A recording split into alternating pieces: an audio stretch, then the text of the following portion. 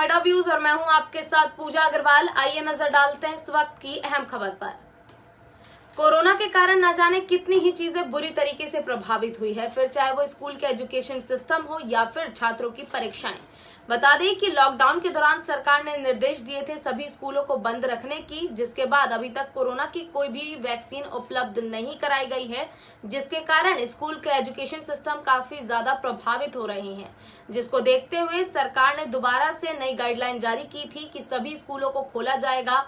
ऐसे में छात्रों के लिए ये भी गाइडलाइन जारी की गई थी कि जो छात्र स्कूल आना चाहते हैं वो अपने पेरेंट्स से यानी कि अपने परिजनों से अनुमति लेकर स्कूल आ सकते हैं, पढ़ाई को आगे कंटिन्यू रख सकते हैं। और वहीं जो छात्र स्कूल आकर पढ़ाई नहीं करना चाहते वो लगातार ऑनलाइन क्लासेस जारी रख सकते हैं, ऑनलाइन क्लासेस लेकर अपनी पढ़ाई को आगे कंटिन्यू रख सकते हैं।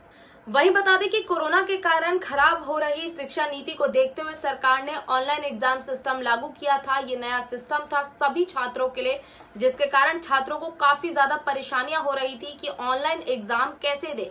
काफी चीजें छात्रों को समझ में नहीं आ रही थी, तो आज हम आपको बताएंगे कि आखिर कैसे आप ऑनलाइन एग्जाम आसानी से दे सकते हैं, किन किन चीजों को आपको खास ख्याल रखने की जरूरत है, किन बातों का ध्यान रखें जिससे आपके ऑनलाइन एग्जाम में किसी प्रकार की कोई परेशानी ना आए।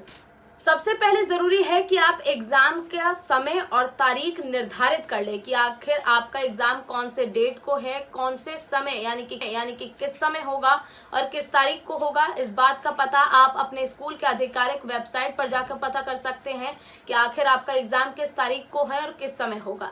उसके बाद दूसरी बात जो आपको ख्याल रखने की जरूरत है वो है एग्जाम पेपर यानी कि क्वेश्चन पेपर के फॉर्मेट की, कि आखिर आपके क्वेश्चन पेपर का फॉर्मेट क्या है, क्या उसमें लॉन्ग क्वेश्चंस हैं, शॉर्ट टर्म क्वेश्चंस हैं या एमसीक्यूज क्वेश्चंस हैं। इन बातों का खास ख्याल रखने की जरूरत है, जिसके लिए ये जरूरी है कि आप ऐसे क्वेश्चंस के आंसर लिखने की प्रैक्टिस पहले से ही करें, ताकि आपको बाद में किसी भी प्रकार की कोई परेशानी ना आए। क्योंकि आपको आंसर्स ऑनलाइन कंप्यूटर के जरिए देना है, तो ऐसे में जरूरी है कि आपकी टाइपिंग स्पीड काफी ज्यादा बेहतरीन हो। वहीं दूसरी बात जो आपको समझने की जरूरत है वो है आपके क्वेश्चन पेपर के फॉर्मेट की, कि आखिर एग्जाम पेपर का फॉर्मेट क्या है, क्या उसमें लॉन्ग टर्म क्वेश्चन है, शॉर्ट टर्म क्वेश्चन है या एमसीक्यूज क्वेश्चन है, किस प्रकार के क्वेश्चन है।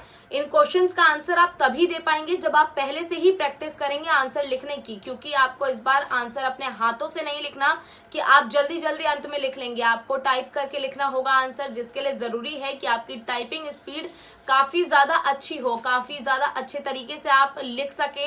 टाइपिंग स्पीड आपकी काफी अच्छी होनी चाहिए एग्जाम के आंसर्स देने के लिए। अब बताएंगे कि आखिर आपको एग्जाम के आंसर्स देने कैसे हैं जो आपके लिए इजी होगा। जरूरी है कि आप इस चीज को समझे।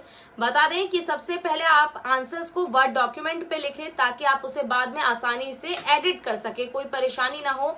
फिर आप उसे वहां से कॉपी करके अपने एग्जाम पेज पर पेस्ट कर सकते हैं, जहां उसका निर्धारित जगह है, यानी कि जिस क्वेश्चन का वो आंसर है आप उसे वहां पे पेस्ट कर सकते हैं। और सबमिट करने से पहले आप उसमें सारे एरर्स को चेक कर सकते हैं। और इसमें वर्ड डॉक्यूमेंट में लिखने का फायदा ये होगा कि आप चीजों को, गलतियों को आसानी से सुधार सकेंगे, उसमें एडिट कर सकेंगे और सही चीजें लिख सकेंगे। तीसरी बात जो सबसे ज्यादा जरूरी है वो ये है कि आपके पास जो कंप्यूटर उपलब्ध हो, जिसके द्वारा आप अपने क्वेश्चन पेपर का आंसर देंगे, जिसपे आप अपने एग्जाम्स देंगे, उसमें ऐसे सॉफ्टवेयर या हार्डवेयर उपलब्ध होने चाहिए जिससे आप आसानी से अपने एग्जाम्स दे सके। यानी कि आपका कंप्यूटर का रन आपको चेक करना बहुत जरूरी है, बहुत इजी फ्लो होना चाहिए आपके कंप्यूटर का, ताकि आप आसानी से उसमें अपने क्वेश्चंस के आंसर दे सके, आपको कोई परेशानी ना आए, कोई हैंग नहीं होना चाहिए आपका सिस्टम उस दौरान, क्योंकि आपका समय काफी ज्यादा महत्व रखता है। उस समय पर आपको आधारित समय दिया जाएगा, जिसके दौरान आपको वो आंसर्स देने होंगे। तो सबसे ज्यादा जरूरी है कि आप सॉफ्टवेयर और हार्डवेयर का खास ख्याल रखें अपने कंप्यूटर में, और साथ ही वाईफाई कनेक्शन का भी खास ख्याल रखें।